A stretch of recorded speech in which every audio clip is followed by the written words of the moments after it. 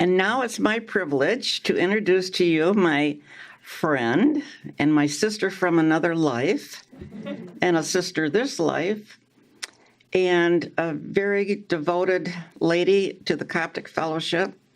And it's just been a blast working with you. So, and she's got a lot of credits to her name, but I'll just call you up now. Okay. Nurse, mother, grandmother, great-grandmother. Thank you, Nancy. Yes. Well, hello. Hello. And I am honored to be here, and I am honored that you are here.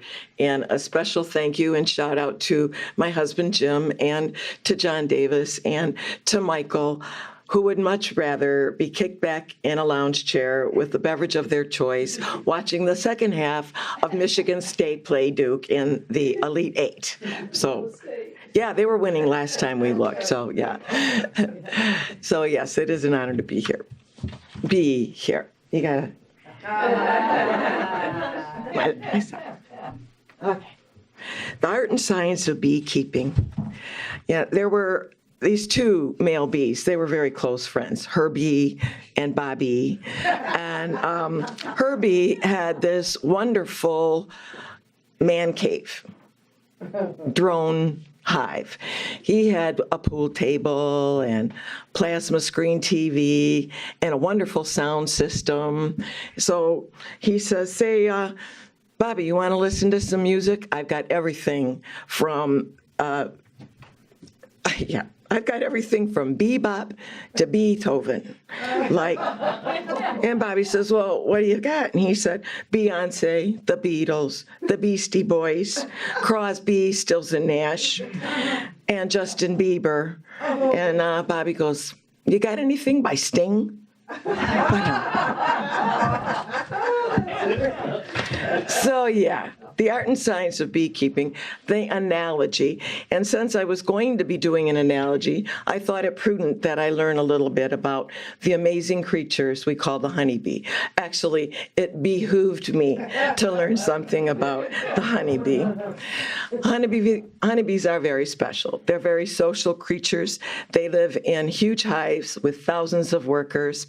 They have an amazing communication system where they use pheromones to communicate with each other about conditions both inside and outside of the hive. There are several generations living in the same nest, and they even care for offspring that are not their own. They all have their own division of labor, with the queen bee being the queen. Her job is to reproduce, and the queen can actually decide what sex her offspring are going to be. Then you have the worker bees. These are the females that are responsible for all of the work both inside and outside of the hive. And then we have the drones, the males, fewer in number, and they contribute little to the life of the hive.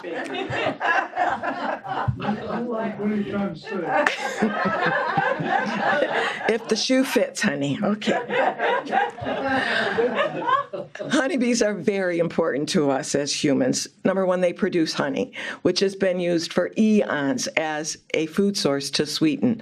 However, keep in mind that it is one of the highest fructose sources that we have, so it should be used sparingly. Honey also is antiviral, antibacterial, antifungal, so it's used in wound healing as well. Beeswax, produced by bees, is used in the cosmetic industry, and why did that come out? That must have been a Freudian slip, huh? Cosmetic industry, and in products like salves and creams and lotion, hair products, so beeswax. They also produce pollen, which is a very rich source of vitamins and minerals that we can purchase and take internally for our use. Bees produce, pollen also contains antioxidants, which is another value, and that is a supplement. Bees produce propolis, which is used for wound healing, specifically burns, and also has been used in cosmetics. And bees can produce royal jelly, which contains natural vitamins and minerals that lead to increased collagen production. Recently, bee venom has also been used for conditions like arthritis, bursitis, tendonitis, and in treating scar tissue. Although this is still being debated, it is being tried and used. Bee symbology, oh no, by far, the most important function of bees is pollination. It's estimated that over 30% of the food that we consume is as a result of bee pollination. Most of the fruits and vegetables and nuts that we consume, we have because of bee pollination. Also, they pollinate the alfalfa and the clover upon which cattle feed. So very important. It is felt that if the bee population were to go away, we would not be able to survive as human beings. So beekeeping is both a science and an art. There has to be a monthly activity on the part of the beekeeper to maximize the function and the health of the hive. How much honey to harvest? Is there disease going on? Making sure there's enough food source for all of the bees. And so in order to make sure there's a food source for the bees, we got to plant bee-loving plants. And we know that gardening is an art and a science, right? Honeybee gardening is an special art and science. And I'll leave that out. So if you have gardens, you can do that. There has been a decline in bee colonies over the last 2 decades by about 1/4, and a decline in beekeepers by about half. There are multiple factors involved. It's a condition called colony collapse disorder, where the bees are slowly disappearing. Can be due to mites, environmental stressors, and a lot of it is due to insecticide use. So how can we help? We can plant a bee garden. We can limit our purchase of plants and fruits that have been treated with pesticides.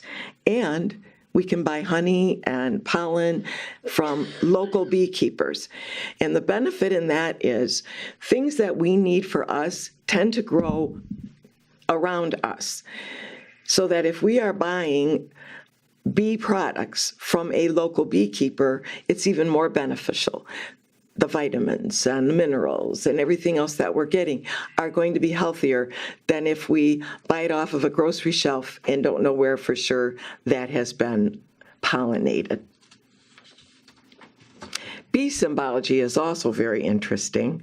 In Egypt, the bee was a symbol of royalty and power, and it's found in artwork older than 4,500 years old. It was felt at the time that a bee, honeybee, was born from the tears of Ra.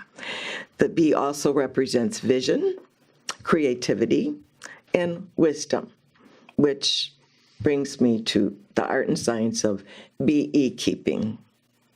That is being in a state that connects with the I am from which we were all created. There are 2 parts to beingness that are closely related, but they are unique. One is the art of stillness, of accessing that I am, of being still. The other part is authenticity, and I'll cover authenticity in a little bit. So accessing the pure consciousness of I am, of who and what we are, requires us to put aside our accumulations. Our accumulations are our bodies and our minds. Our bodies, we were born and we're this big, right? And now we're this big. It's because of what we have consumed, what we have eaten. We've heard the saying that you are what you eat. Our bodies are what we eat, for sure. And our mind is an accumulation of impressions, things that we have learned from our parents, our siblings, our schoolmates, our teachers, our leaders. They're impressions that we have accepted as truth. My body belongs to me, my mind belongs to me, but they are not me. The true me is in that stillness. The art of being is an art, and it takes practice, just like other arts. Linda practices her music. She's an artist. Alan practices his photography. It's an art, but it requires practice. Musicians, painters, sculptors, and accessing that beingness, that I amness, also requires practice, the art. The science of beingness is learning, knowing, and practicing the steps that it takes to get to that point where we can separate the I amness of me from the accumulations, setting the body and mind aside and just being for that period of time. And that's who we truly are. Every yogic practice that includes the art and science of beingness includes breath. Now, breath is more than air. Our Creator has provided us with the ability to inhale and to exhale to stay alive. We don't even have to think about it. Breath, however, is a learned process that connects us with the divine. It's more than just air. It helps us to connect to that I am beingness. Hamid Bey states, breath is the connecting link between the visible and the invisible worlds. And he shared many breathing techniques. Anyone who's gone through one of the Coptic level classes has probably learned alternate nostril breathing, the cobra breath or the initiation breath, an angel on your shoulder. He also has a polarization breathing for physical balance and breath and exercise for healthy living. All of these breathing techniques can be found in Hamid Bey's collection of lectures, available on the Coptic website or available through Amazon, hopefully Amazon Smile, so that the Coptic Fellowship gets a donation. It is a set of 10 volumes, each consisting of 10 plus lessons that can be downloaded and read on any device through a Kindle app for the amazing price of $4.98. And they are really excellent. People worked hard to get those on that site, and they are good. So Hamid Bey's breathing exercises are available, and you can do a search and find the breathing. One technique that I would like to share with you was one that we learned from Sadhguru. It is called Be, Breathe, Blossom. It helps us to set aside the accumulations of our mind and our body and learn how we are separate from that. So I would like to share that with you. We won't go through it in total because that would take all of my time.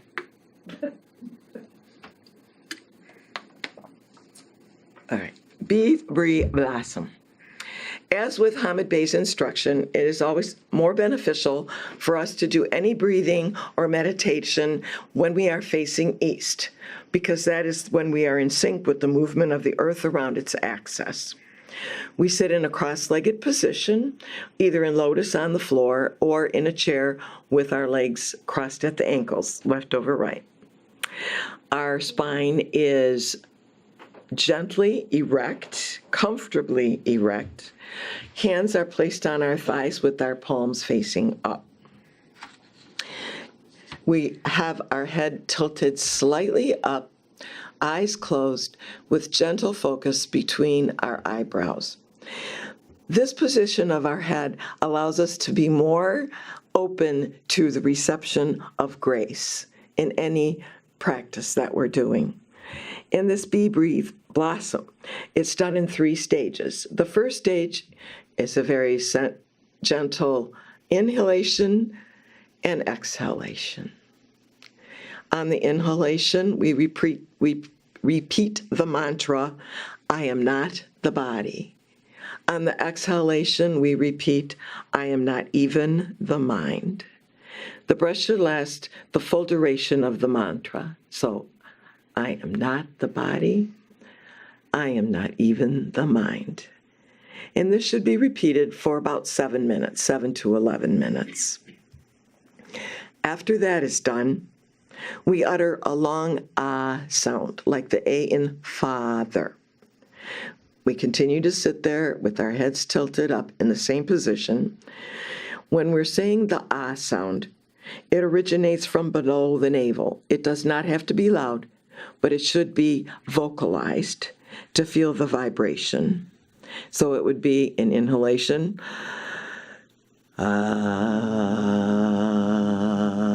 and feel the vibration coming up. Did you know that the sound, in fact, the om, even in the Coptic are the only sounds that could be made if you had no tongue at all. This should be repeated 7 times, the sound. Then after the chants, we sit for 5 to 6 minutes with the face uplifted, mild focus between the eyebrows, and a person may sit longer than the 5 or 6 minutes if they choose. The total time for this kriya, or practice, is 12 to 18 minutes. During the practice, don't pay any attention to the mind or the body.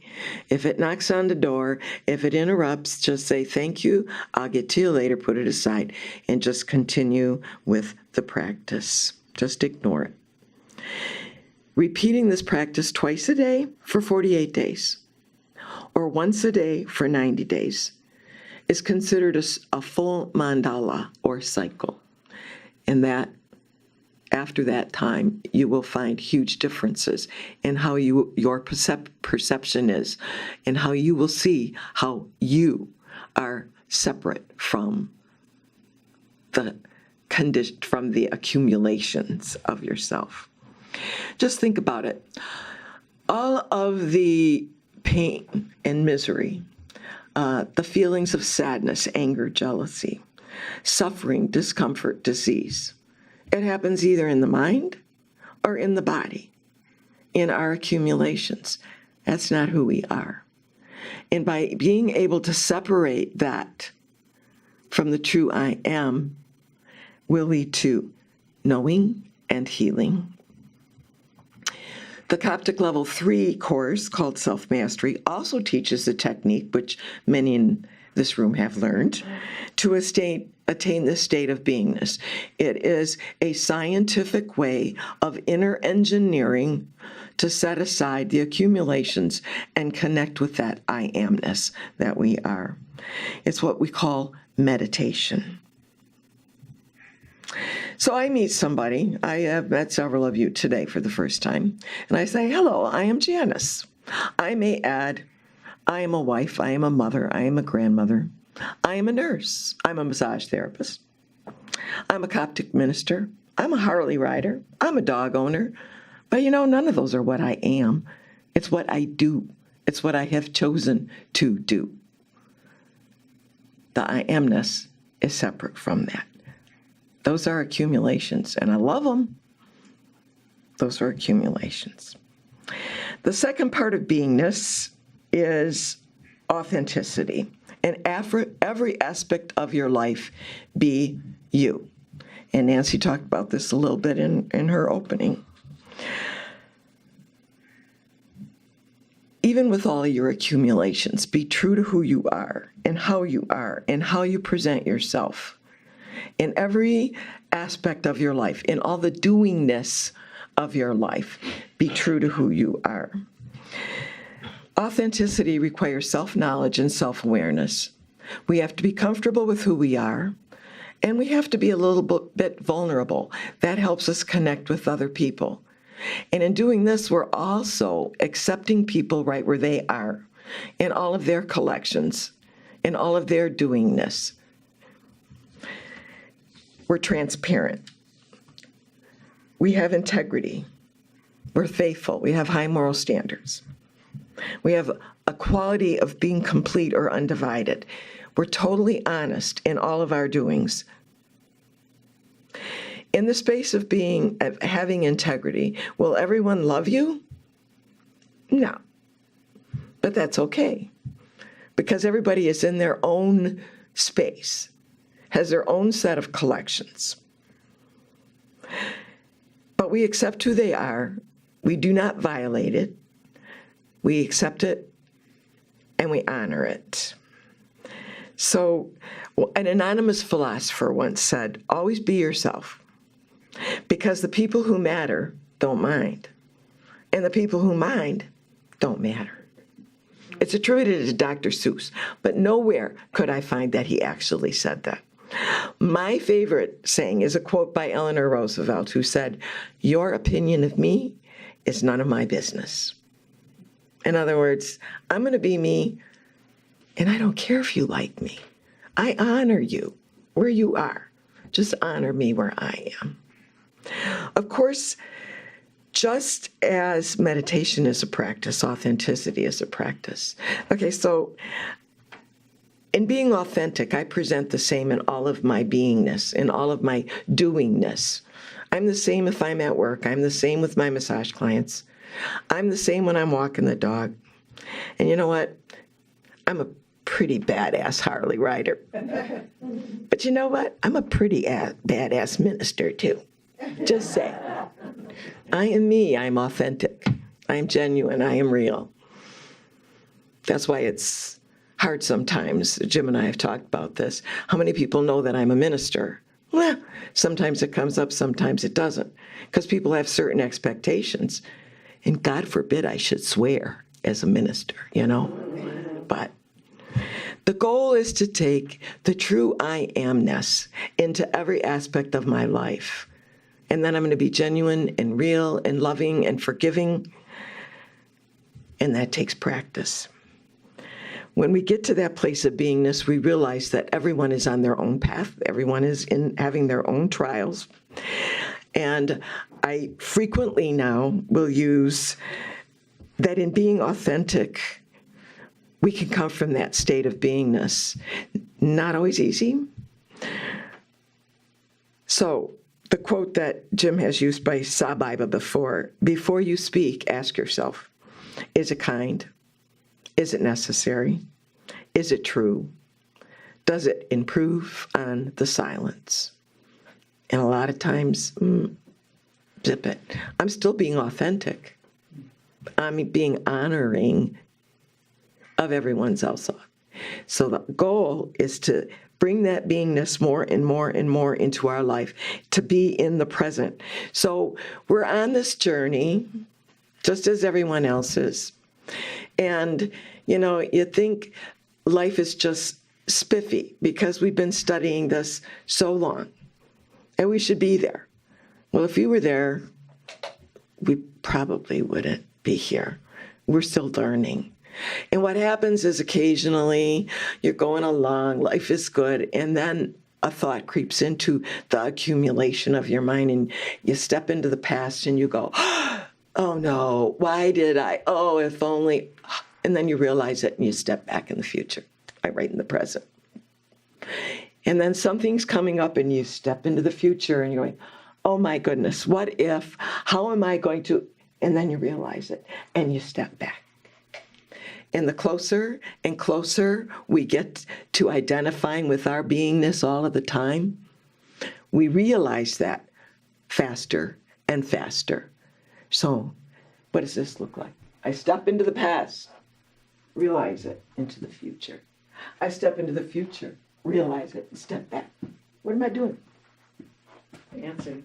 Yeah, a cha-cha-cha. So life is a dance. Mm-hmm. And everybody's doing their own dance. So let's continue to dance while we are in a state of beingness. And as Linda played, and our great musicians, Paul McCartney and John Lennon, whisper words of wisdom, let it be. Namaste.